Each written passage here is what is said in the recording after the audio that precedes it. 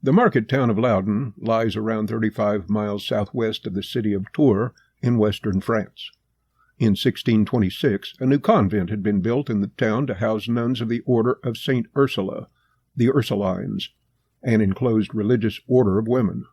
The prioress of the new convent, Jeanne d'Ange, was in charge of 17 nuns with an average age of 25.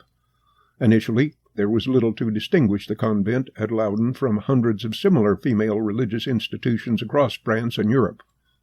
But then, in 1632, this convent became the scene of a series of possessions that became so well known that they drew hundreds of curious spectators. During 1632, Loudun, like many other parts of Europe, had been affected by an outbreak of the bubonic plague that became generally known as the Black Death. Like many other religious groups, the nuns at the convent had shut themselves away from the people of the town, refusing to receive visitors and remaining within the buildings and grounds of the convent. By the autumn of 1632, the plague had taken the lives of over 3,500 people in Loudun, out of a total population of around 14,000. But finally, it seemed to be almost over, and life in the convent and the town slowly began to return to normal. However, things didn't remain normal in the convent for long.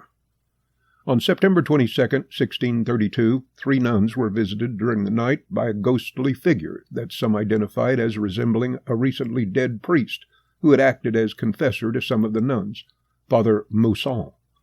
This apparition was seen by the prioress, Jeanne d'Ange, her deputy, the sub-prioress, Sister de Colombier, and a junior nun, Martha de Saint-Monique. Soon, other nuns in the convent began to report strange experiences, including hearing disembodied voices and feeling physical blows from unseen entities. A few found themselves gripped by fits of uncontrollable laughter. Some suffered from convulsions, and a few spoke in strange voices and unknown languages. A local parish priest, Urbain Grandier, was informed and carried out the first exorcism on October 5th.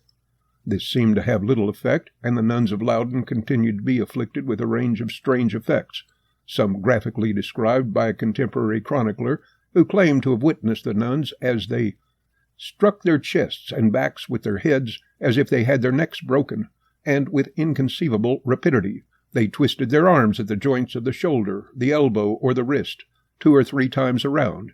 Their faces became so frightful one could not bear to look at them. Their eyes remained open without winking. Their tongues issued suddenly from their mouths, horribly swollen, black, hard, and covered with pimples. Experienced exorcists from the Catholic Church were brought in to try to drive out the demons that were believed to have taken over the nuns.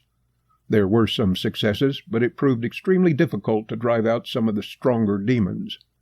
The exorcisms were generally carried out in church, but also occasionally in public before large crowds of spectators and visiting dignitaries.